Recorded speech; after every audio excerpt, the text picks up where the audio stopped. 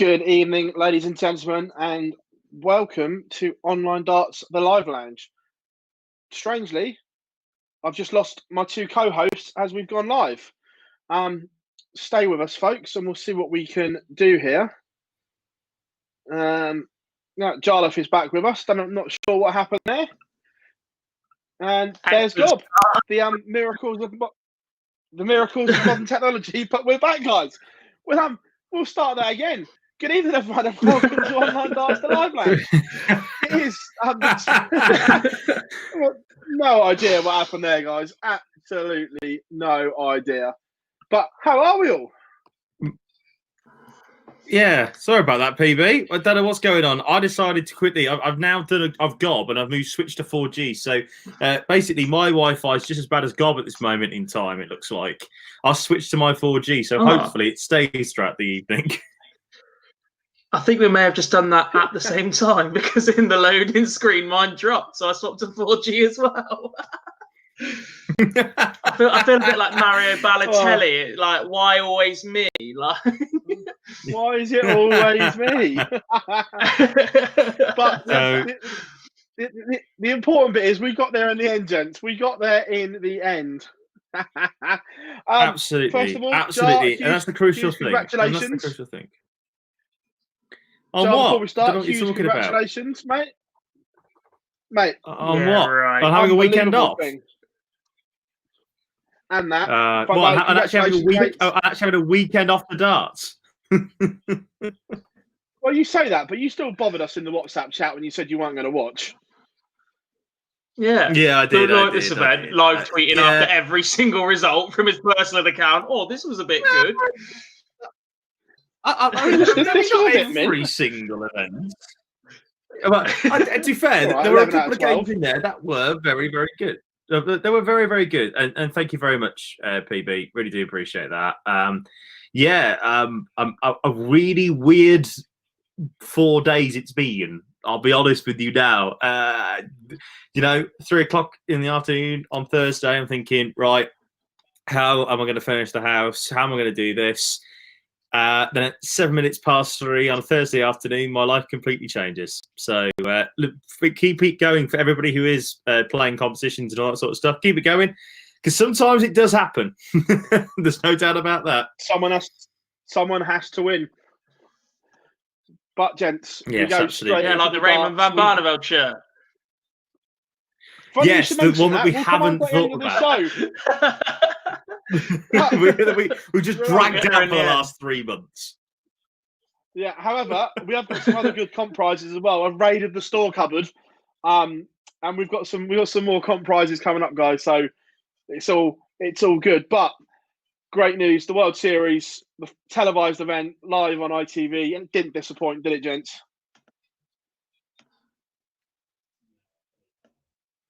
No, it was very decent return to live crowd televised darts, I thought. Some of the matchups pre-event perhaps didn't get us very excited, especially that opening round. But I think that 95% of the games actually delivered drama and quality that we wanted. Yeah, no, definitely. It was good. Before we get on to the results themselves, absolute kudos to the PDC Europe, and all the officials in Austria, because it was absolutely mint to have. I'm not sure the official number. Some were saying 1,500, some were saying 2,000, but somewhere around there. To have that amount of people back in the darts, and you could see the players appreciate it straight away. It was actually quite nice to see, without wishing to be disrespectful to the European crowds. It was actually quite nice to see an actual darts crowd.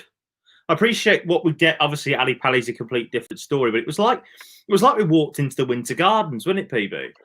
With the way the crowd were behaving, it was nice. I liked it. And obviously, full credit to Matt, to Barry, to everybody else that was involved in getting fans back into the arena.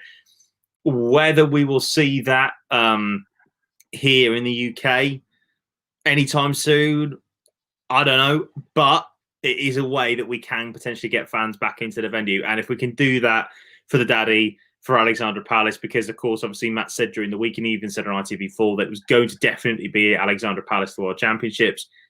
Then, I think it would be a good start. Like I said before, I don't think we'll see like the seated block that you'll get at Ali Pali, but I think this is a good way to at least get fans back in the venue.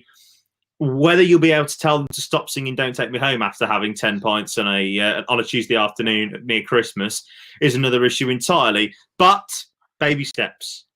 Baby steps. But it just proves it can be done. This proves to the rest of Europe not to fear returning to normal. This proves it can be done in a safe, controlled environment.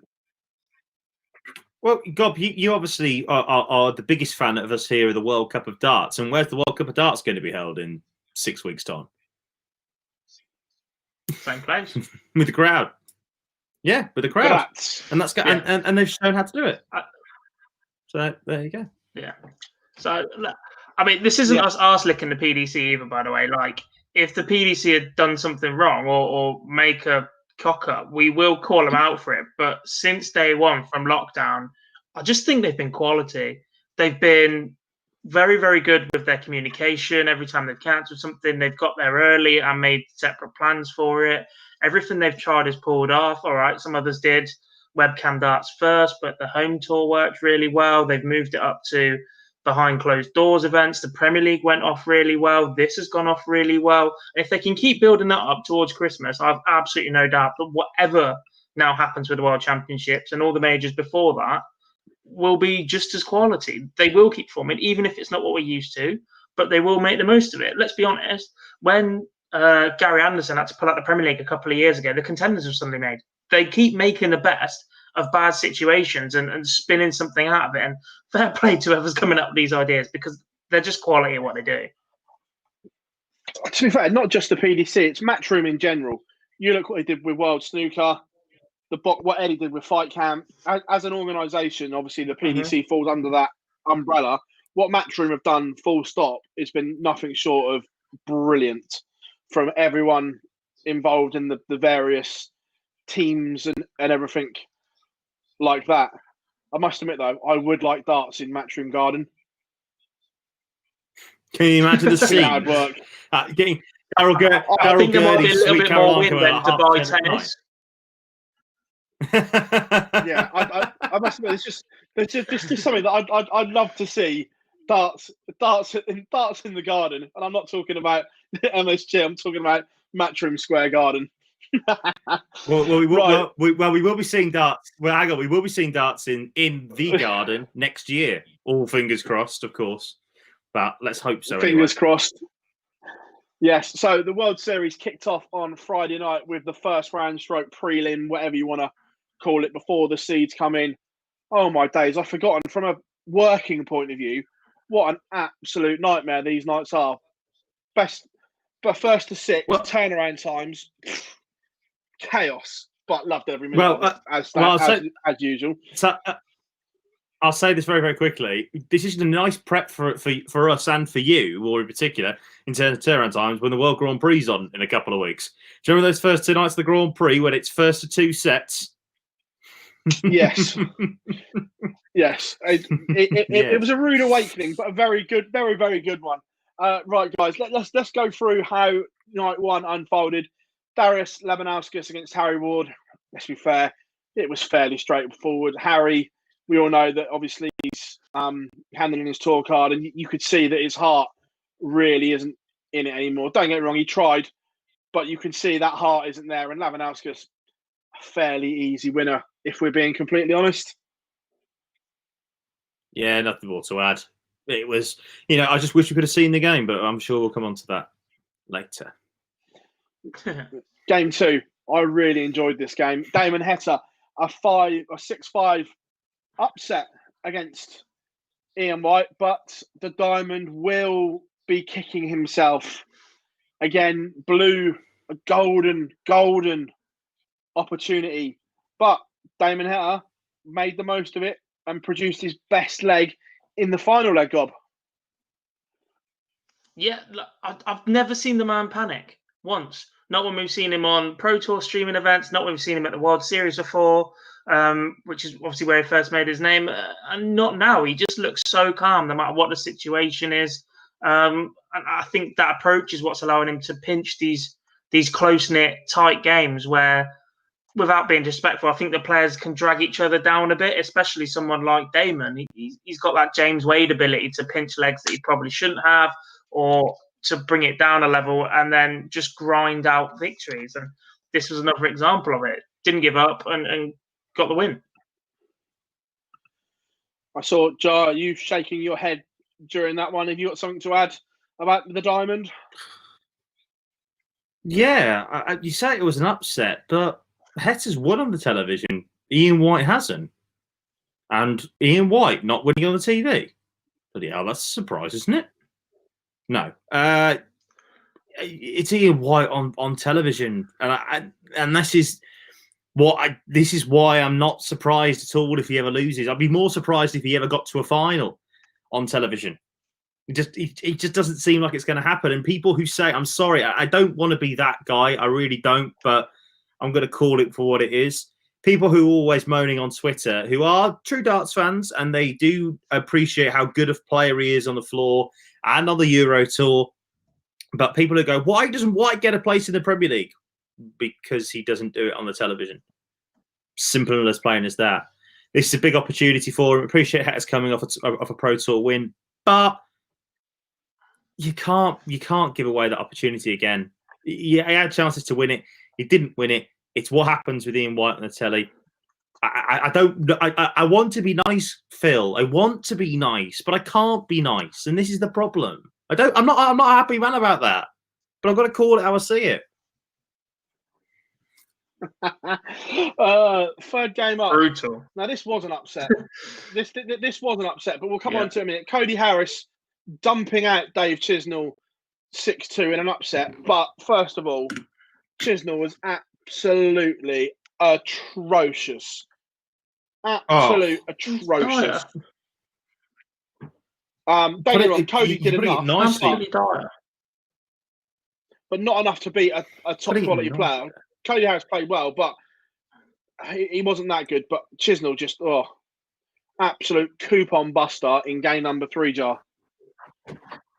Oh, absolutely. You know, we were all talk about this in the preview show, going like, yeah, Chisnall will probably just cruise this, move on to the next game. But goodness me, this was dreadful. I can't stress enough how god-awful that was. I want to say something worse, but I can't because I feel get taken off air by YouTube. It was dreadful. Like, Chisnall just didn't look like he couldn't get going. He looked like he couldn't really be bothered half the time. Cody did enough, as you say, and he played. And you've always got to do well, particularly in games like that where you're not getting anything back at you. But my word, the difference in quality, Jesus.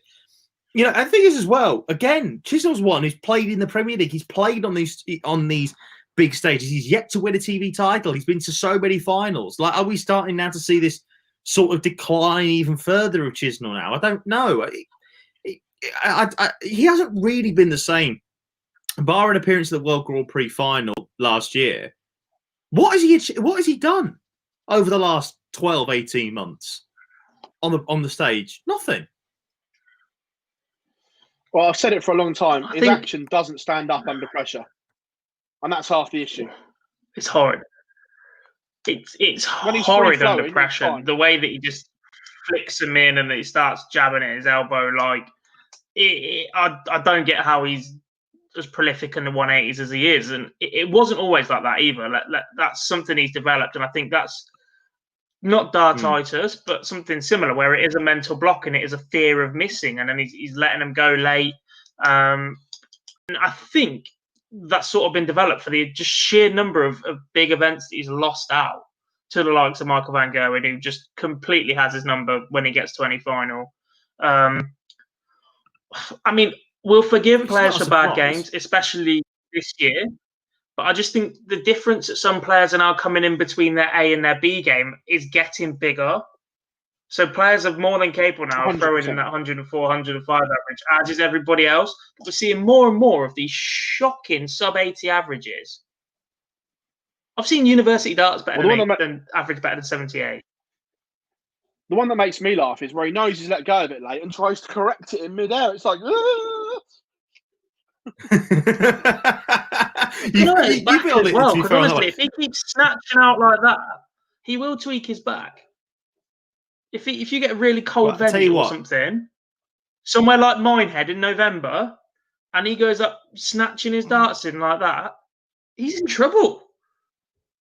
How the hell? On a serious question, by the way, if he keeps going like this, by the way, how the hell is he still number 10 in the world? How?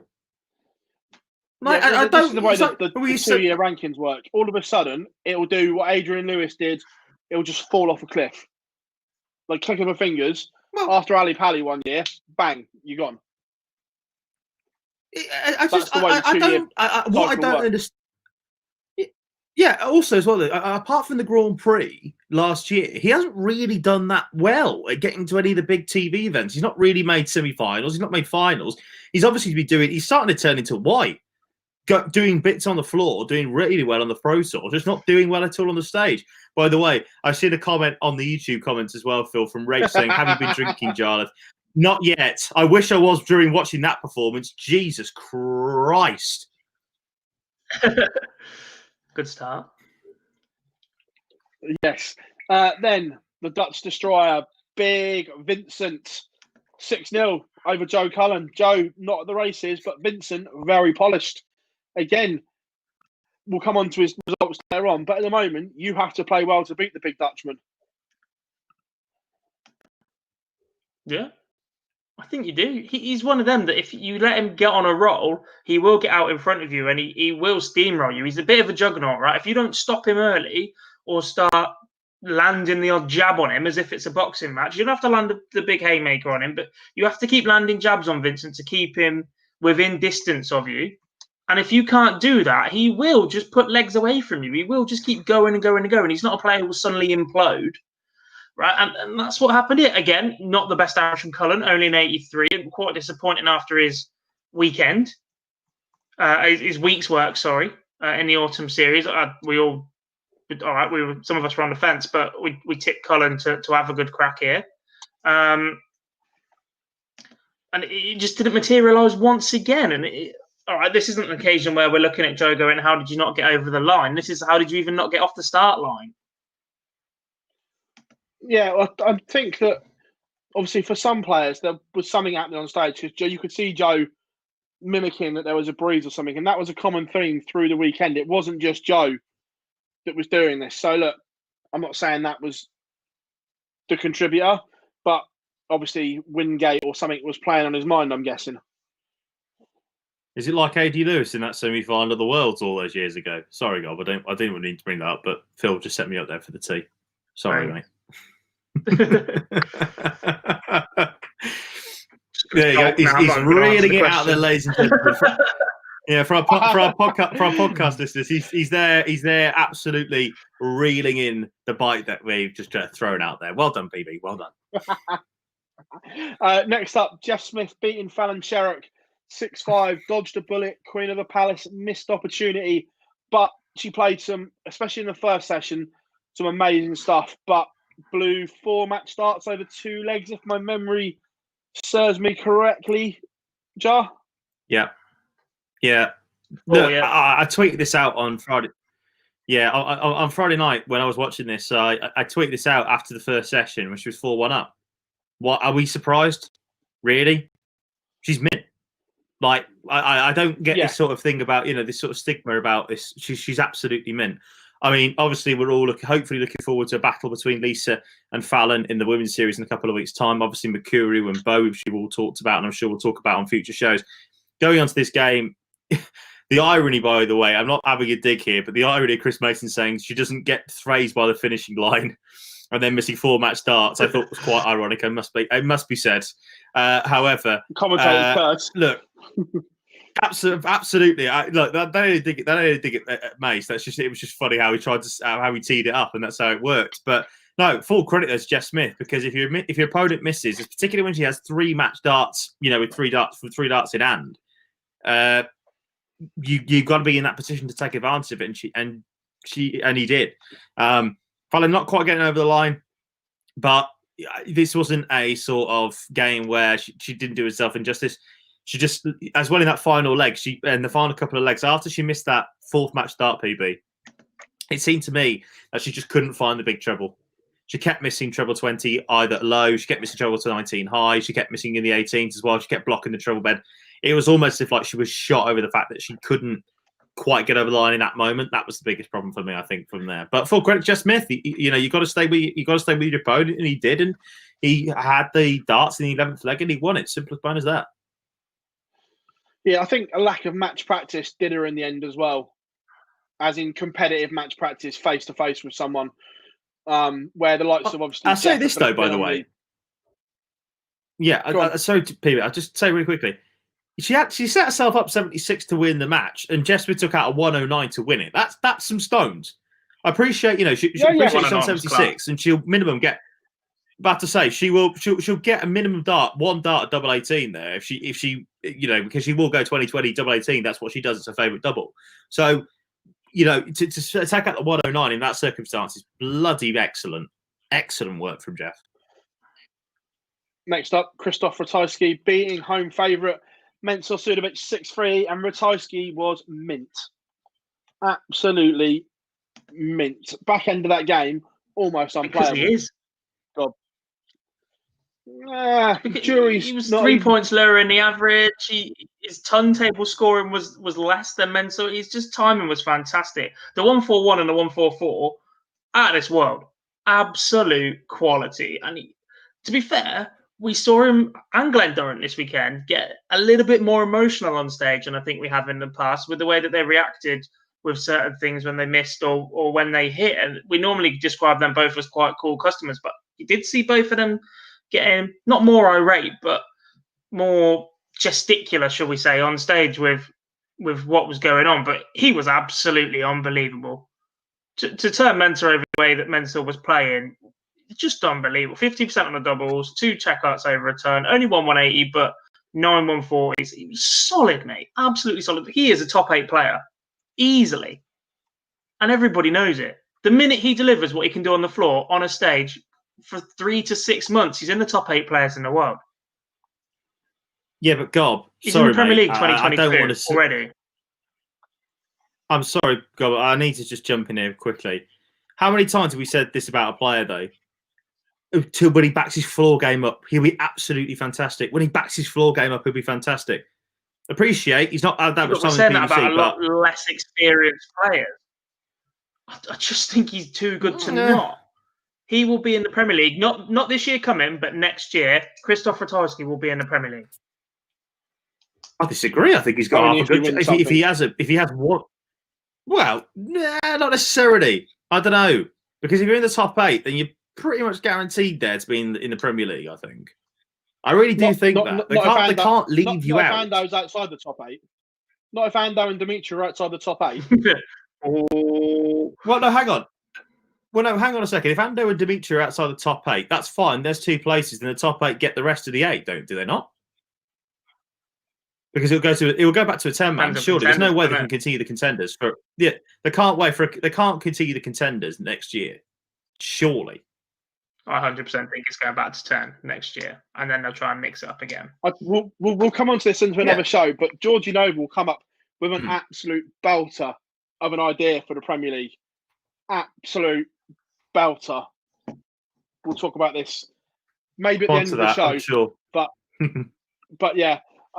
Then Glenn Durrant beating Dimitri Vandenberg 6-3 in a repeat of the World Match Play semi-final. And if I'm being honest, it wasn't really a contest this time around. Dimitri hung on to Glenn's coattails until the first session, and then Glenn just went, nah, I'm having none of this, and swatted poor Dimitri aside. Yeah, he did. To be honest, despite what the match play said, Glenn's the better player. You go. Despite what the match play result and all that suggests, and to me winning that title, Glenn is the better player. He's 3-time BDO World Champ. I think he's class. Yeah, we're right. We're still waiting for him to kick on and win that big one in the PDC. And that pressure is starting to build now. There are a lot of people. 4 weeks ago, we were calling Glenn Durrant the best player in the world, right? He dropped off a little bit then, but yeah, he was fantastic in this game. Jimmy didn't quite get going. How much of that is about the leg brace he's wearing at the minute, we don't really know, but Glenn's quality. Glenn's at the very, very top of his game. And when he turns up, he's incredibly difficult to beat. And he proved it in this first round. Agreed.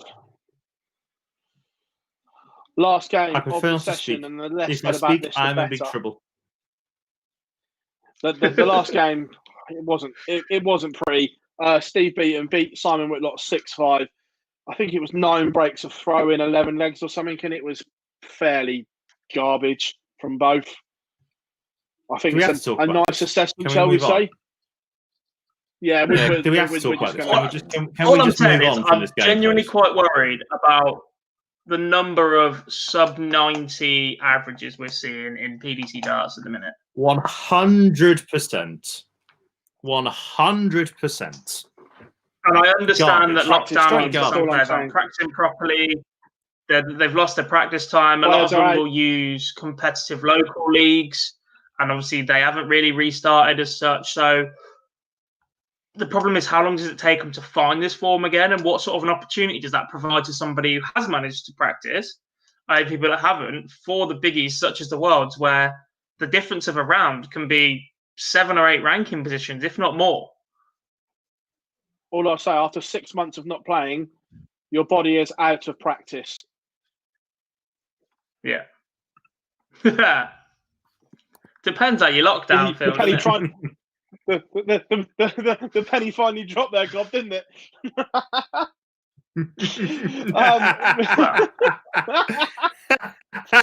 Let's just say I managed to save absolutely no money while living at home for 3 months because I live 5 minutes from an off license. You got to do something. Moving on. Saturday night. Can't be playing webcam darts sober. Moving on. I've got some funny stories about webcam darts, believe me, but they're not broadcastable at the moment. Certainly not before 9 o'clock. It's after the watershed, isn't it? No. Saturday night in Salzburg, the seeds came in, the top 8 in the order of merit for the World Series, whatever you want to call it. Look, it was a farce, but anyway, the top 8 seeds came in. The top 8 in the world now. It's the top 8 in the world. That's what it is. That's what it is. But it wasn't to start with, because they realised that Ando was outside the top 8. Yeah, because Gary Anderson would have been in every World Series event and James Wade wouldn't be. Justice for the greatest left-handed dart player that ever lived. Mark Webster. Oi, oi, oi. Is he going to bite? Is he going to bite? That's the big question here. It's not though, is it? He'll nibble in a minute. Speaking of the left hand of the machine, I wish my internet wasn't working tonight. Against Jeff Smith. And again, Jeff did his best to cling on to coattails, but Wadey never really in any danger, was he? Gob, to be fair to him, your boy. No, because he's exceptional. He is God. He's just a little bit good when he wants to be. He hasn't been a little bit good for the last 18 months because this was his first TV quarter-final in that long or something ridiculous, but he was a little bit good. Yeah. No, he was. And look, we're not going to dissect games that don't need to. He was just better than Jeff Smith on the night.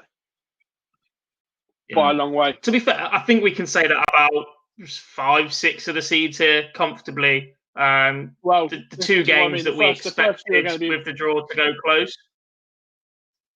Yeah, the first few again. This one for you, Jar. Aspinall brushing aside Lewandowski, and the Asp class performance, never in any danger whatsoever. First turn average of the weekend. In the 10th game of the weekend. Sorry, in a winning game at least. Anyway, obviously Mentor had 102 on the Friday night, but first winning average over a ton It was just, again, Nathan being Nathan. He's a very, very good darts player. What more can we say? You know, he's a UK Open champion. He's a US darts master. He's a two-time World Championship semi-finalist on the TV. What more can we say about him? And he's a Premier League top 4 winner, if you like, in his debut year. The man is good at darts, and he's better than Darius Stavanauskas, and he proved it. Simple as. Next, moving on, I guess. No, and he's still young. He's got loads of time to get better. Next up, I'm not biting at that. I was impressed with that. I was impressed with Daryl Gurney here. 6-2 victory over Cody Harris, and this was the best Daryl Gurney performance we'd seen in a while on TV. Yeah, yeah. I mean, it pains me to say it, but he was quality. I think this is probably the best performance I've seen for the Chin on telly since arguably the match play quarterfinal last year. When he beat Wright in probably the performance of the year. I mean, I appreciate he beat Wright obviously at the UK Open on Saturday this year, but that game in Blackpool, being there on that Friday night to see him play Wright was probably the best I've ever seen in him play. It probably even better than the Grand Prix, even better than the Players' Championship final that he won. That's just my opinion. No, fair. Next up, the Iceman, Gadwin Price, enters the stage. This was a good game against Vincent van der Voort, this one. But again, Gezi showing his class. Vincent didn't play too badly, but we're talking about levels, and Gezi was just a level above when it mattered in this game. Gob, you're one of your favourites. Yeah, 2 in a row of these. Look, I think the slow start killed Vincent off. I'm not saying it's a completely different result if he doesn't get that slow start, but being 2-0 down, averaging 67 is not going to do you any lot of good when you're playing the world number 3, is it? Because that's what Vincent was. He did fantastic to pick up the 3 legs. He did get back into it after the break, but you're still chasing a breaker throw then at least to get back on level terms. And you're just leaving yourself too much to do when Gerwyn Price is playing the way that he is. Definitely. Right. This one. Rob Cross, a 6-0 whitewash over Steve Beaton. And this was a strange one. Obviously, Steve Beaton didn't play well the whole weekend. Rob rocks up with his new darts, a new short carbon stem from Target, and we'll come on to him more later on, obviously. # spoiler alert. But for his first round game, he was solid, Jar.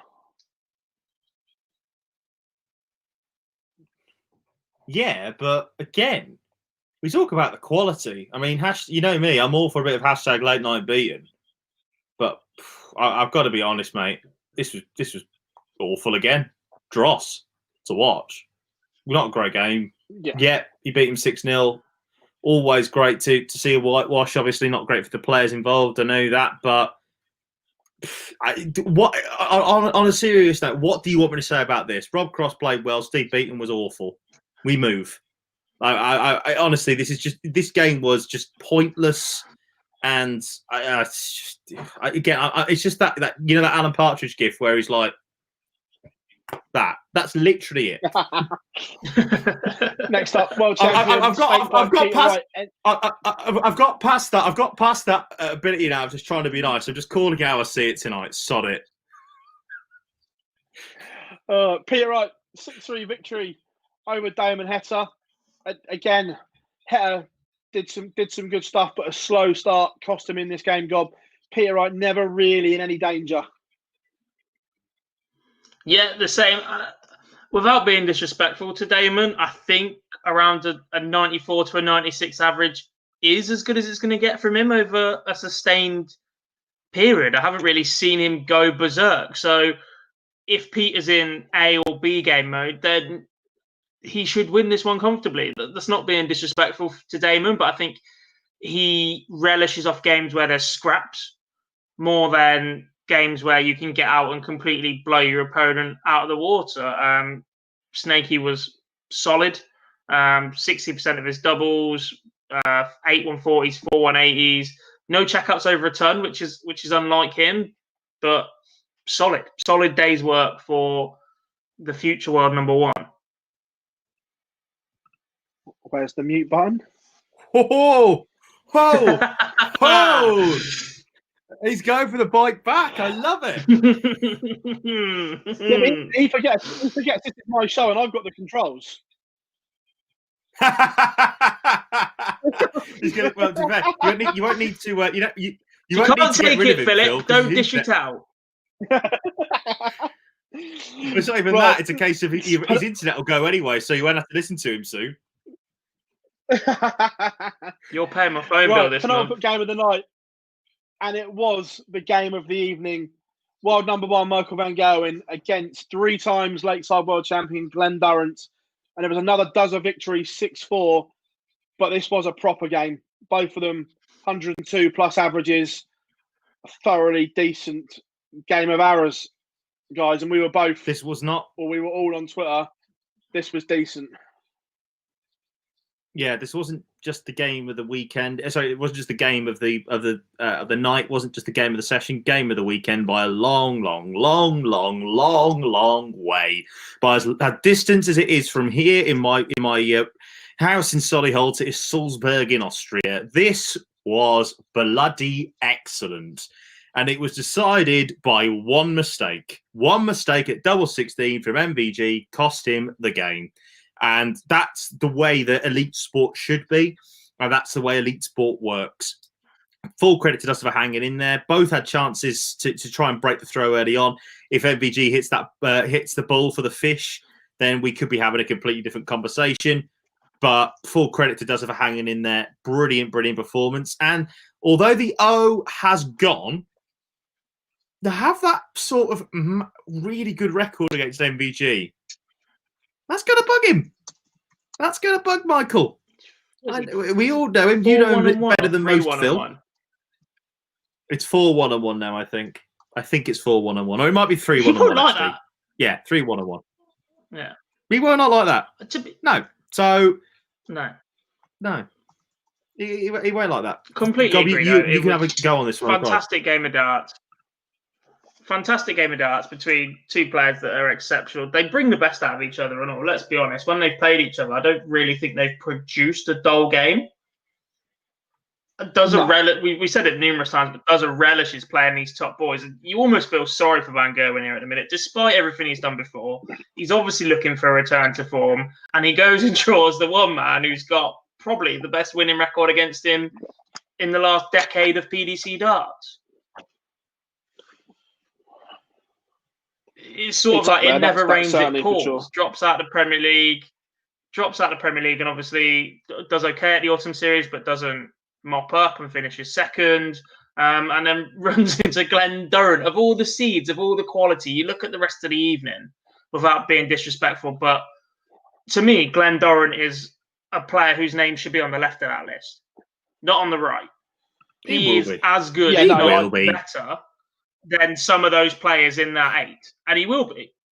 But if you're the world number 1, the draw you don't want is the one player that could and should be in that list with you. Ideally, you want him as another seed somewhere. You run into him later. You don't want to be running into him in your first round at all. Yeah, when it's a race to 6, that's not what you want. Just really quickly before we move on, just to say, by the way, you talk about Tuzza will be on the left. He as it stands currently at this moment in time, he's going to world number 7 with all the other money that drops off after the World Championships. So he will be there. He will be in the top 8 by the end of this year. No doubt. The rest of this year is a free roll for him as well, because obviously this is still year 2 of his tour card, isn't it? Until the match play next year. Match play. I mean, I appreciate he got the Pro Tour, a couple of Pro Tours to defend and all that sort of stuff, but he didn't do anything in the UK Open first time round. His next real big thing is defending his semi-final of the match play in July. I think those Pro Tours can be covered by 2 good Euro Tour events that he didn't qualify for in his first year. So, yeah, absolutely. And then last up, Bully Boy Michael Smith continuing his good run of results against Krzysztof Ratajski on stage. Again, this was a good game as well, but Ratajski, this is what I'm thinking. He wasn't quite as good as what he was the night before. If he'd have played like he did against Mansell, I think he wins this game. But he just dipped for me. Bully Boy produced some decent stuff when it mattered. And you could see how much it matters to him on stage at the moment because he's just pure emotion on that stage. I still think Michael Smith is the best scorer in world darts. And even through the form that he's carried through the Premier League and the Autumn Series, I still think that part of his game is unbelievable. His troubles have been on the doubles, have been on the combinations. And even when he's flying around the board setting up combinations, he's looked fantastic. It's just been the troubles on the double. And, I mean, the worry for me with Ratajski in this performance is he had an opportunity, and it feels very much like an Ian White, an opportunity missed to settle on TV and get them. The longer we keep having this discussion about when's he going to progress, the more and more there is a possibility he could fall into that Ian White category. I'm not putting him there yet. I still think he's top 8 player and will get there, and he just needs that one good run. And all right, we said that about a lot of players, and everybody can't have that one good run. That's not how sport works. But I still think he's got as good a chance of making it. But a much needed win for Smith, should we say, because his Autumn Series was not too great. His Autumn Series was dreadful. 3 first round exits. That's not good. That's not good. That's dreadful. Sorry. Right, moving on. Sunday afternoon at the darts, the format went up and the standard went through the roof. First game up, world champion, 10-5 victory over Super Chin, and a very good performance. Chin didn't do a lot wrong, but Peter Wright played some good stuff in this. And when the format goes up, the cream rises. And Peter, fantastic. Yeah, brilliant. He's Obviously, very good at darts. Yes, he is, Gob. He's very good at darts. And Daryl Gurdy, to be fair to him, hung with him all the way. You know, averaging 99 is not a bad effort. So, yeah, you know, full credit to snakily get through. I thought this was great. I thought it was a great match to start off with, PB, and it just steamrolled from there. Next up, this is one of the games, I'm going to say it, this is one of the games of the year for me. I enjoyed this much. It might not have been standard-wise, everything like that, but everything that came with it, I just got lost in this game and enjoyed all 19 legs of this. The Iceman, Gerwin Price, beating Nathan Aspinall 10-9 in a last leg shootout. But boy, this had a bit of everything.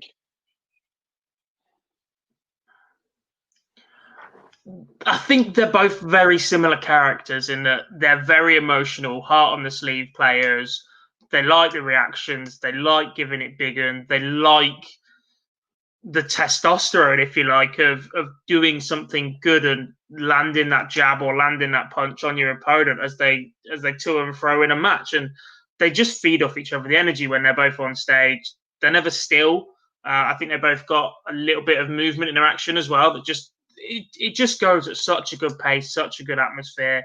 I don't think there's any animosity between the two. They just get up and throw darts and they suit each other and it works. Nathan had 10 180s in this game. That's ridiculous. Yeah, no, definitely. Just an absolute belter of a game. Then it was arguably the best 2 finishes in world darts. It ended up a 10-9 victory for James Wade. And I'm going to call it now. It was typical wading because for large parts of this game, Glenn Durrant was the better player, in my opinion. But Wadey's timing, as it's been over the last decade, absolutely impeccable. Yeah. He's made a living out of it. He has made a living out of not being the best player in the world, not being the worst player in the world, being very, very consistent, knowing what he's good at and sticking to that and finding ways to board manage his way around that. It's not very often you see James Wade going for something like double 13 or double 7 and he's gone massively wrong, right? He knows what he likes. He sets it up, and I think that gives him so much more assurance when he comes down to it. Even if it costs him a dart or an attempt, that's it. He'd rather go at something that he knows he's good at than start chasing around the board for things that just don't suit his throw. That bottom left corner, 8s and 16s, he seems to be using it a little bit more at the minute, from what I've seen. But he knows it doesn't work for him, so he will go 20s and 10s Tops and constantly. 10s. That's what Tops and 10s, Wadey's den. Yeah, tops and 10 and double 12. And Gerwin Price is very, very similar, to be fair. They both know what they're like. Mind you, after Ian Holloway got bounce back ability in the dictionary, I think we should now start a campaign to get wading in the Oxford English Dictionary. I'm 100% behind that. I've got us the double quarter pounder with cheese back. I will get wading in the dictionary.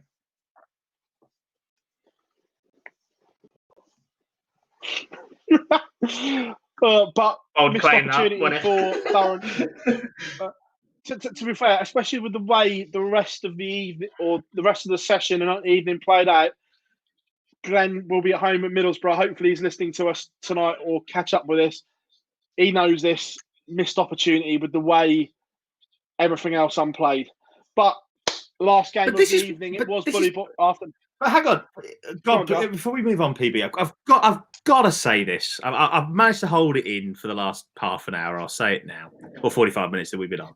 I feel like this is coming towards me, not you, Phil. No, I'm deadly serious. It's a genuine question for you and for our viewers that are watching this evening and listeners as well. You can tweet us in as well if you're listening to the podcast. Are we really that bothered about the World Series finals? I appreciate that it's a TV title and all that sort of stuff, but with Michael Smith, if Michael Smith had won this title, would he say then he has a TV title? Probably not. And yes. No, I don't know. It just seems so pointless, this event. It really does. 2 years ago, he missed starts to beat Wadey in the final, if my memory serves me correctly. Yeah. In Vienna. Got me boy James into the Premier League, that did. And he said, this should have been my TV title. So he would have classed it as a TV title. And the players do, Jar. This is just you in the minority that doesn't. You know my thoughts on an unranked event, PB. You know my thoughts on it. But I don't think Glenn's going to be... Barry's always right. They're big TV tournament. Barry classes them all as TV titles. Rule number 1, Barry is always right. Rule number 2, if Barry is wrong, please refer to rule number 1. Yeah, sorry, Barry. Sorry, Barry. So if Sky had put the Walk-Up World Cup on their TV show rather than as on Twitter, would Wayne Mardle have a TV title? 100%. God, don't let facts get in the way of an opinion here. I love that. Never let the facts get in the way of a good story. In the way of an opinion. Absolutely. Do not let facts get in the way of an opinion. Sorry, we weren't actually talking about darts. Let's be fair. Journalists have done that for years. They just run with a quote and made no sense out of it. So why stop now? It's a good point, to be fair. Very good point. Don't get me started on the media. So going back to where we were last game, which includes us. Rob Cross beating Michael Smith 10-8. It wasn't a particularly good game, if we're being honest, but Rob held himself together when it mattered. Yeah. I mean, he did what he... do you know what?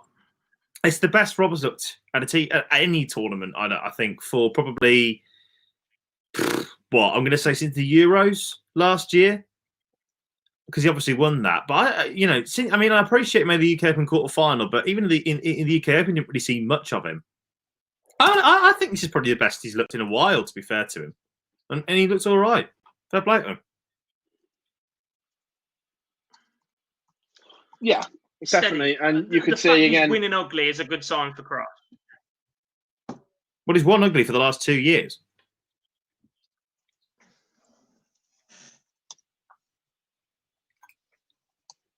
Simple as. Yes. He's not back, Gob. He's not back. He's not back. He's not back. Moving on to the evening session and the semi-finals. First one up. What an absolute belter this was. Peter Wright averaged, 108 and only won 6 legs, as Gerwyn Price was nothing short of sensational, Gob. Sorry, I think my internet's going. You might have to go to Jar. Gob.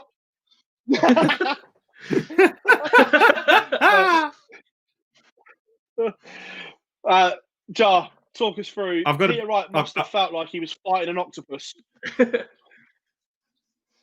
I've got a big statement here, gentlemen.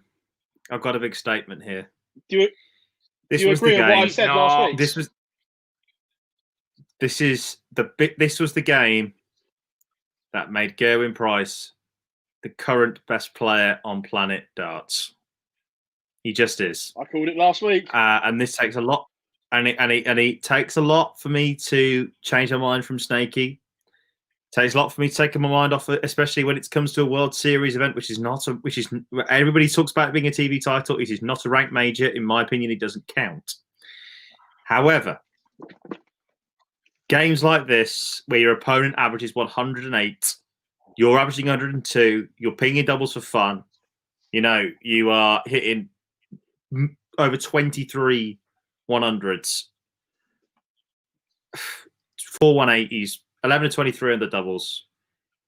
Price is the best player in the world currently on Planet Darts. He's on a 16-game winning streak.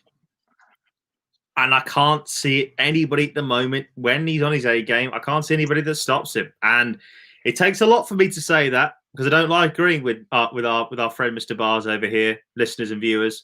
However, he is the best player in the world. There's no doubt about it. Unfortunately, there's no doubt about it. He's the best player in the world, Gob. He's not. Gob, you there?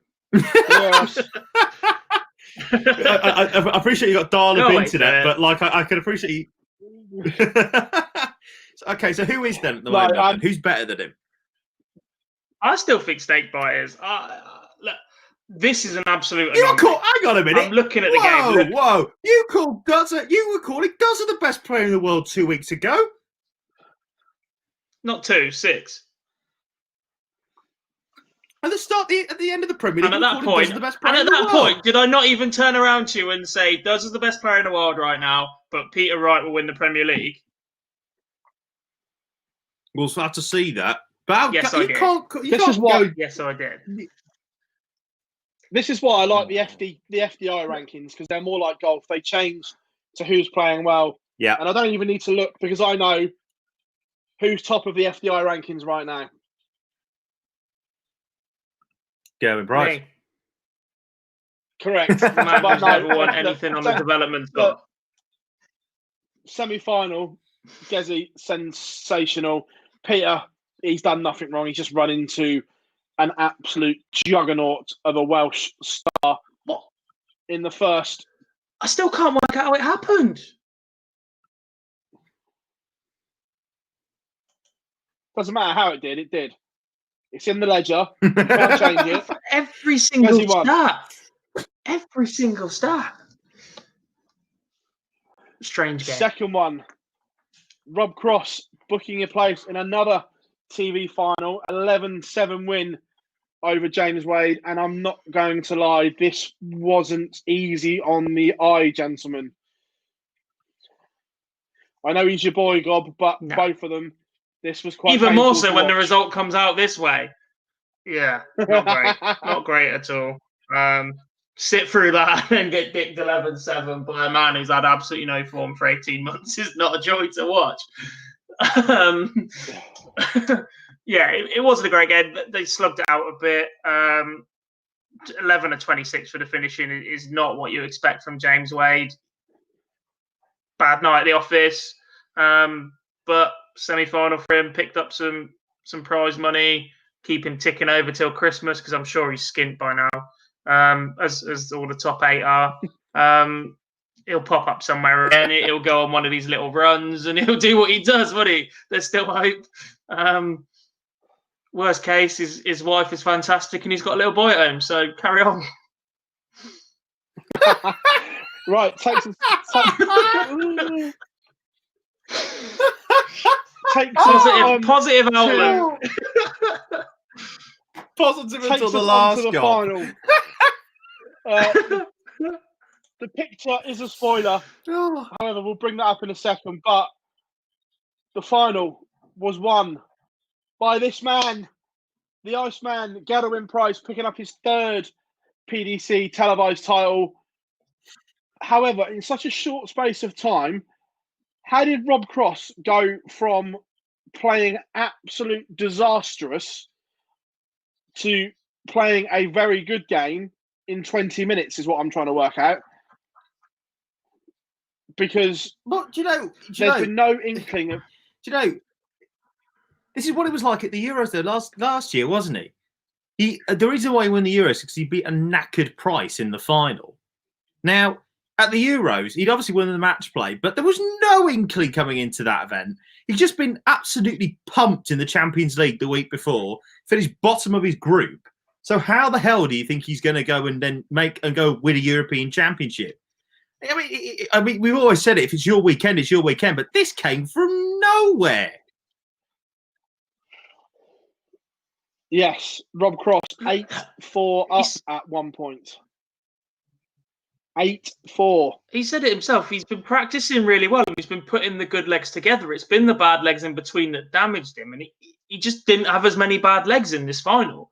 He got out the blocks well. All right. He was still 3-2 down, but he got out and stayed with Gerwin Price. And when you're contending with someone who you've just seen throw 103 average an hour before and take out the best player in the world, you're going to have confidence that you're still sticking with him, that you're going to have trust and belief in your game that you're seeing in the practice board. And I think when somebody quick plays against Rob Cross, it allows Cross to dictate the pace because they will get out the way and try and rush Cross a bit. He won't allow that to happen. When you play somebody as methodical as him, such as James Wade, then you're going to struggle to dictate the pace. So I think it suited him a little bit more. He started well, started strongly. I think the break came at the complete wrong time for 15 and to allow, I think he had a dart as well. I can't remember which leg it was, but when Gezi won 4 in a row, Cross had at least a dart in one of them. And that was the issue. That was sort of like the belief system gone, that he needed to stay far enough in front of him to stop the big run and come back at him. And once he couldn't for those 4 each and it was level, there was only one winner. Yeah, I mean, I'll be honest. The last spell from Gezi, where he got himself back into it, sensational. You just set the words right out of my mouth there, PB. Absolutely right. Coming back from that position of 8-4 down, it was like the European final all over again last year, and then to get to that stage, PB, where he was just magical, and then obviously he lets out that huge roar at 10-9 when he gets the break. And then from there on, you just knew that he wasn't going to let this game go. It's what the bet, genuinely, I'm not just taking the P here just to annoy our friend Mr. Garwood over here. It's what the great players do. And as I said on the last show, and I'll say it again, I would listen to anybody who makes a case to me about either Price, Wright, or MVG being the best player in the world currently right now. And the top 3 do that on a regular basis. My only concern is this going forward about Mr. Price. He's got to lose at some stage. You can't keep going on these majestic win streaks that he does. And I have a feeling that this is why we talked about favourites to the Grand Prix. I know we will come on to that in a couple of weeks' time. But I just don't know. Look, if he wins something else, apart from the Grand Slam, as in like a ranked TV title, this is great and all that, a ranked TV title, then I'm about the fact that I backed us for the World Championships. I don't know what he currently is at the moment for the World Championships, but if he continues like this, he could go. He genuinely, I mean this, could go off as favourite, 100%. Agreed. I don't think there will ever be an event where Michael doesn't go off favourite. No, the bookies will never take the risk on. Hang on, wasn't at the APA Open? Wasn't either Wright or Price the favourite to go off? I don't know. We got MVG. I got MVG 7-2. Yeah, but he was still joint favourite. He was never not outright. He was never not favourite. He was joint. Tell you what, I'll go and have a quick look at the odds now for the World Championships after this weekend and see what our throw Mr. Price is. If you just I'm looking at him now. with one of the popular bookmakers, MVG's 9-4, Peter Wright 4-1, Gerwin Price is still 7-1. Oh my and days. 4th favourite is Gary Anderson at 12-1. I've got Gerwin Price at 8 on another one of the popular bookmaking sites. That's mental. Yeah. You're not going to get a better price to back Gezi at the World Championships than that if you're going to go for him. No, right, guys. We're gonna do some of the questions now. Now we've covered the World Series of Darts finals. We've got a couple here from Jack. First of all is where's this one that he wanted? Do we think that Peter Wright will become world number 1? I think we might have some different answers on this one. Not unless he goes back to back. Not unless he retains the Sidwell Trophy. No. Gob? I think he does. Even without retaining it, I don't see Snakebite losing early at the Worlds this year. And with the way the year's gone for him, yes, he's picking up form again and that sort of thing, but it would just cap off a really bad year for Michael to lose early and to not be in London over Christmas. See, for me, sorry, hang on a minute. Sorry, whoa, hang on.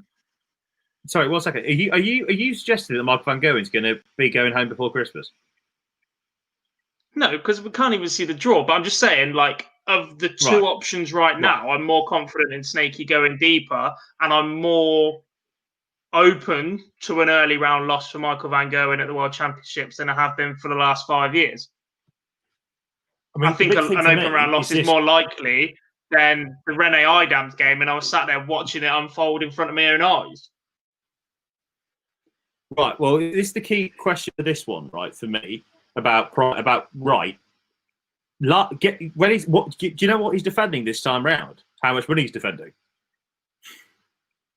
Second round money, because he went out 3-1 to Tony Alcides in round 2 last year. Well, not last year, the year before. So essentially, all he needs to do is go further, and he's betting it, and he's already got more money in the order of merit. Now, I think he's got half a chance of retaining it because he's finally won the big one. But it all depends on whether he's in the same half of the draw as MVG, and it shouldn't be the case because obviously with the way the world rankings are. But if he goes back to back, obviously picks up a couple of other titles, makes a couple of finals, he could be world number 1 by the end of the year. It's definitely possible. It's possible. Possible, but for me, no.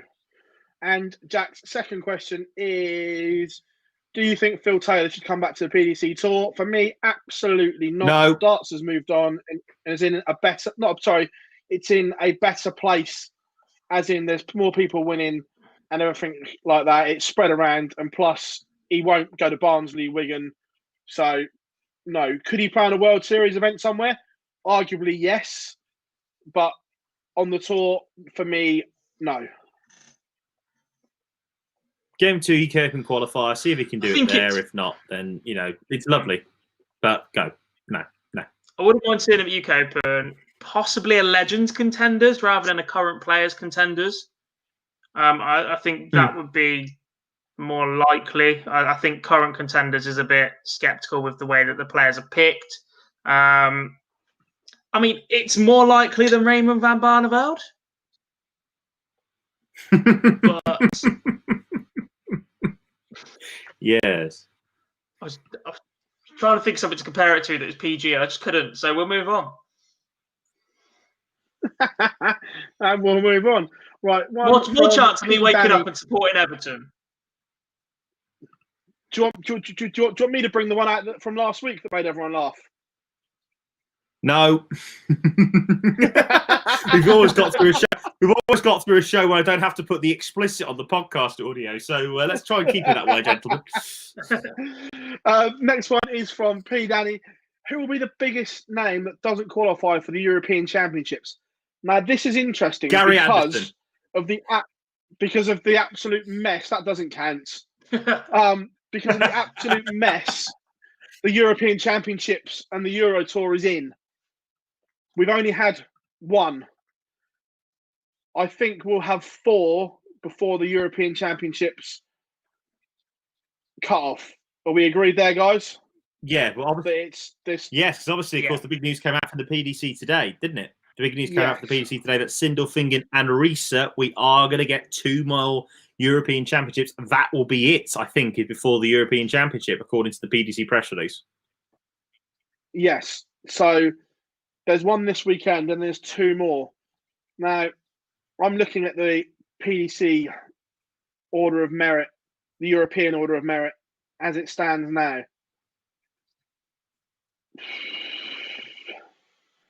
There's some big names Rob Cross on no money.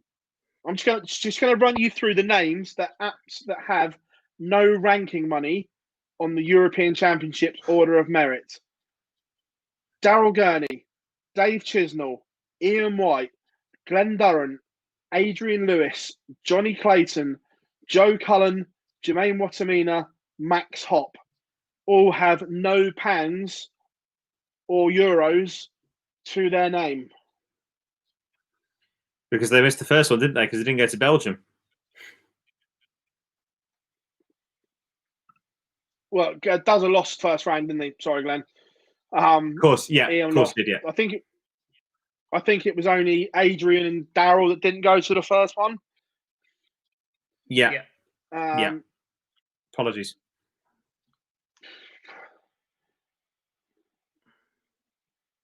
I think Chisnall's in a world of trouble. Carrying absolutely no form. Yeah, I think under so much pressure constantly. Yeah.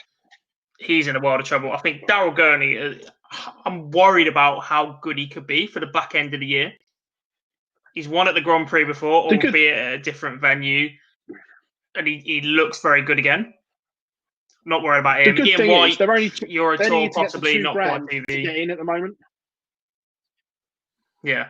Yeah. This weekend, they need to pick up $2,000 to jump into the 32. Yeah, but then obviously you got everybody else that could be potentially in there. I'm with Gob. I think Chisnall's in a world of trouble. And to be honest, Chisnall's in a world wasn't that impressed with Adrian Lewis Autumn Series either. I think they're the 2. Yeah. Chizzy and AD Lewis are in I was about to say, trouble. I think Duz will be comfortable. Ian White will sneak in. Daryl Gurney will be steady. Johnny Clayton will do bits on one day. He'll make a final session. AD Lewis and Dave Chisnall, world of trouble. I was about to say, Johnny's got some problems. Because if he doesn't do it this weekend, he's seeded this weekend because it was done before the cut-off, because it was earlier in the year. But the next lot, he has to qualify for because he's dropped out of the 16.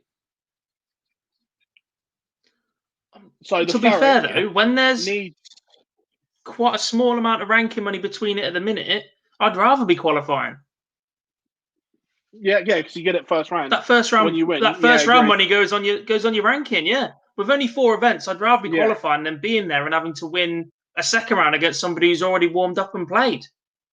All right, you win, you get twice the amount of money, but I'd still rather have that guaranteed grand every time that I've qualified rather than having to go and possibly win a game and pick up nothing. I've just had a quick look through as well through the qualification list, because obviously we had the qualifiers back in the day for Euro Tours 3 and 4. Johnny Clayton ain't on that list. Johnny Clayton is not on a list for qualifying for 3, certainly for number 3. And just looking down the list for number 4 at this moment in time, I cannot see Johnny Clayton on that list either. So he's not qualified for number 3, and he's not qualified for number 4. So if he wants to get to Dortmund in the European Championships, he has got to do bits this weekend. Yes, it's going to be interesting. So that's that one. Right, carrying on with the questions. Who do you fancy to win the Euro Tour this weekend? It's a Euro Tour. Not going Price. Stick them up in the air and catch them as they the run can't continue. Law of averages says no. I know who I'm backing. I'd like to see Big Dev. I'd love to see Big Dev. Yeah, but I know who I'm backing.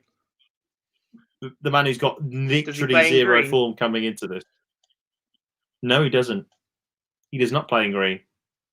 He comes out to play that funky music. I'm going for him. He needs a Euro Tour. It's what he does. He wins on the Euro Tour. I'm going diamond. Ian White. Yes. He just I know you've had a bad weekend sporting-wise, mate, but you don't have to keep making it up as you go along. I think he will. I think you don't understand. I say you don't understand. You weren't there, man. Look, that's what he does. He just wins Euro Tours events. Ian White does bits on the floor. The only stage presence he has is winning Euro Tours, and then he bottles it on the stage. That's how it works. That is Diamond White. I'm going Aspinall. Best player in the world wins this one. Peter Wright. Sorry, hang on a minute. You're going late. Whoa. I've got a funny feeling that the Asp is going to do bits this weekend. Right, again. He's been playing well without getting the really big reward, to be fair. Yeah, he's due one. How many major stroke TV tournaments does he win before he retires? Good question. Like this. 2. Yes, 2. 4. The question though, 2. Is I'm one saying of them the big one? Yes. Yes. Gob, can he win the big No. one and be No. a dual code world champion? He can. I just don't think he will.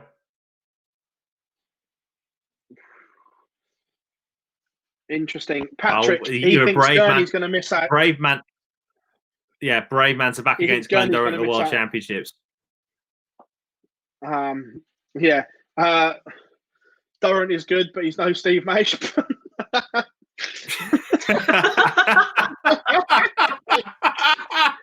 Interesting. Love that. Should Steve Beaton retire? Absolutely not. Look, in any sport, you're a long time retired. So play. This is not just in darts. This is in anything. Play as long as you physically can, because once you can't anymore, there's no going back. Never retire too early. For me. Also, who doesn't want to hear Staying Alive, by the way? Who doesn't constantly want to hear Staying Alive in Blackpool and in London at every time? You don't like Staying Alive? Not a fan. I know you didn't. I know you had weird taste in music, mate. But Christ, on a bike. Look, that is an absolute belter, and I love hearing it every time. So yeah, Steve Beaton, play as long as you like. Plus, as well, who doesn't love a bit of hashtag late night Beaton? Pure and simple. 50 Shades of Beaton. I think for a lot of players in his position, I'd turn around and say, "Yeah, your time's up." But I don't think he's there to win titles, and he knows that. He's there because I think he's there socially. I think he's comfortable enough. He's a former world champion. He's hovering about a bit. He loves the Barnsley Metrodome, and it's not because of the pirate themed water park. I just think he likes the camaraderie of being on the tour. Yeah, obviously, who doesn't? He also loves the. I'm about to say he loves Blackpool. He's been there since the dawn of civilization. There'll be drawings of it in the pyramids. The fact that the World Match Play when it was first beaten, they saw the Bronze Adonis there. That's what he's like. I think like this one. Should there be a time where he drops off the tour and loses his tour card? Don't play challenge. Don't try and get it back. That's it. That's when your time's up. But until then, keep rolling, 100%. Stevie B. He'll pick up enough money to be comfortable for a year. Love this question here from Patrick. Who wins the PDC World Youth Championship? Ho ho! Oh. Wow. Oh wow. Well. Well. Patrick, you stumped us there, I think, my friend. I know where I'm going. I think I know where Phil's going. I'm not going with him, but I know where he's going.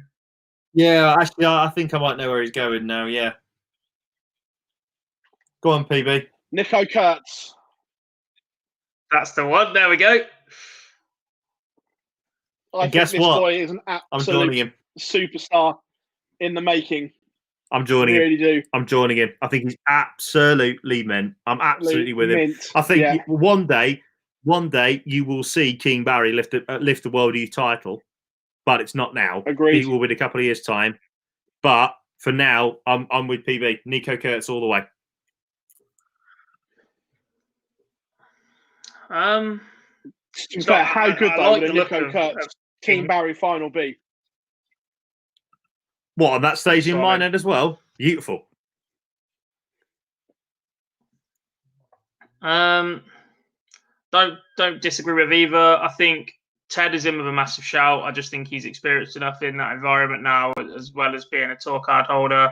The other one I want to chuck in there, and to be honest, I probably gave him a little bit of stick in February time after calling him a county game. I didn't think that what was going on was that impressive, but I was quite wrong. Louis Williams. I genuinely think he's got the game to go all the way. He hasn't quite done a dev tour yet, but hasn't been in that situation massively long. I've called him accounting. He was steady. Had that fantastic run at the UK Open. Wouldn't back against him. I think he's got the game to really live with the top game of the rest of these boys when he needs it. I'm just checking something. Don't disagree. Yeah, also as well, I've just a couple of one here. I mean, Kieran Tiern's not a bad shout either from what we saw with him at the World Championships. He looked mint as well. I just don't think there's a clear favourite this year. I'll tell you what. So you got Ben's just dropped one in there, and I completely forgot about him. Callan Ridge has got a huge shout as well. It's a great call, Ben. I'd forgotten about him. Oh God, yeah, yeah, absolutely right. I'd completely forgotten about Callan. To be fair, I had to check. Yeah, his he's got half a chance. Did he miss the first couple of events? Because I remember him being there when I was playing, but. Yeah, I'm guessing we've all got darts rankings up and looking at development tour order of merit. Correct. 100%. Yeah, I'm guessing. Yeah, I'm guessing he didn't. Not afraid to say that when questions come in like this that we're not prepared for, we do this on the fly and we'll pull up this and have a look. But yeah, I just think there are some very steady players there. Bradley Brooks has got the potential to go there. Brian Roman has been around a long time. Neil Zonneveld is steady. Schindler, Barry Van Peer. As much as I like Barry and as much as I have sympathy for Barry, I don't think he's got it in him because of the dartitis and the way that I've seen that just affect him so badly. Even on development tours where there's not a lot riding on it, that just does get to him. And I just think to go all the way for the World Youth would be incredibly tough on that day. But he has the ability if he manages to get over that. Ryan Meikle, currently top of the order of merit. He's been a consistent performer. We're not going with Ryan Meikle on this one, despite the fact that he's comfortably ahead in the Dev Tour, obviously having a great weekend first time round, which I find astonishing. But Meikle's a quality player as well. Patrick's just come in with a couple of other people here, Phill, as well, saying that Nico Kurtz hasn't entered so far. Yeah, and Kieran Tiern's not going to play, which is a real shame that he's got an injury. So thank you for updating us on that one there, mate. Hopefully Nico Kurtz does get over here and does get to play. Please. I'm hoping he does, because this weekend's going to be fun. And of course, as well, if memory serves me correctly, Monday is the qualification for the last 96. Correct. Next Monday, this time next week. So that is going to be very interesting indeed. It is, gentlemen. Right. We've waffled for an hour and 20 minutes of people's lives. We've just got some roundup bits to do, guys, as always. We've been running this competition for a while, and hands up, we forgot to do it last week. We'll put our hands up. The signed RVB shirt was, but we've got some other good comps coming up as well. But look out on our social media platforms for them. But let me get my bit of paper here. That I think the winner was picked at random, and it was one of our Facebook subscribers, and it is Sam Waits. Sam Waits, congratulations. We will drop you a DM on Facebook to get your name and address, pal. thank you very much. But of course, we've got some loads of good giveaways coming up. I may have blagged the world #1 for some more stuff in the coming weeks, as well as the best player in the world. We may have something. Well, one day you'll actually just give me some merch instead of giving it away. You won't want to go with price thing, will you? I'll tell you what I can get, mate. If I'm really, really nice about him next week, can I have some darts, please, Phill? I've still got something for you on my laptop. I've still got something for you in my laptop bag. To be fair, I've still got Wadey's flights and stems from the. Was it match play or the Premier League? Was what? No, it must have been the match play. I think it was. Yeah. I've still got his flights and stems that he used. Oh yes. So mine dropped off at the wrong time, then, but I definitely know who you're talking about. My man. Right, so just a couple. Just a quick one before we go. By the next show, because the next live lounge is going to be all about the World Grand Prix as well. Also, we're going to have another guest joining us for the Grand Prix. Sorry, Jar, I'll come in a second. He's going to join us for the odds bit. Fabulous tipster from social media, Sam Tizzle, was going to join us to have a look at the odds on the betting part of the show in next week, which we are just waiting for confirmation of whether I need to bubble or not for the Grand Prix to see what days I have to be in Coventry before we give you the dates. I think we decided. If you need to, mate, you can always stay. Yeah, about to say, if you need to, mate, you can always stay at mine. I'm only 20 minutes down the road from Enrico, so you're fine. Just a quick one, though. These are the people that have already qualified for the Grand Prix. Damn right. These are the people that have already qualified, by the way, for people who are looking ahead. Because obviously the cut-off is this weekend for the Euros. Danny Noppert, Jose de Sousa, that is great news. Brendan Dolan, Joe Cullen, Devin Peterson, Ryan Searle, Jermaine Wattermina, Stephen Bunting, Ryan Joyce, and Gabriel Clements are already through. Jamie Hughes, Dirk Van Dijvenbode, Kim Huybrechts are currently in there as well, but they haven't officially qualified yet. They don't have a chance to jump up into the qualification space because they're not actually there this weekend at the Euro Tour in Sydney. Thinking Chris Dobie and Jeffrey Desvana are in there as well. They got the opportunity to jump in there. Jeffrey Desvana needs something because Christ, he's on a bit of bad form. And then you got Mardas Razma as well, who made a final and had a really, really good Autumn Series to jump himself into that. You got David Henry and Simon Whitlock are next, but they're obviously cannot qualify because they're not there this weekend. If Mervyn King wins his first round game, gentlemen, we will be hearing the King. Big Merv will be there at the Grand Prix. So that's probably the first big thing that we're going to be looking at, definitely for sure. But that's who can at the moment. That's in the qualification position for the Grand Prix. We'll obviously know the full state next week when we do the Grand Prix thing and do the Grand Prix live lounge. So make sure that you tune in for that. Gentlemen, it's a pleasure as always. I want to thank everyone who has joined us on the live lounge this evening. As always, we really do appreciate your support through this. And of course, in the morning, this will be available as the Online Darts Lounge podcast. And I say we're doing some great numbers. Make sure you please subscribe to whichever podcast host is your favorite, whether it's Spotify, Amazon, Google, you name it. We are there when it comes to podcasts. Gentlemen, pleasure as always. Thank you very much for joining us. I'm Phill Bars, Jarleth and Jack Gobby Garwood. It's been emotional, gentlemen. And as we all agree on a final note, that Gerwyn Price is the best player in the world. We shall see you next time.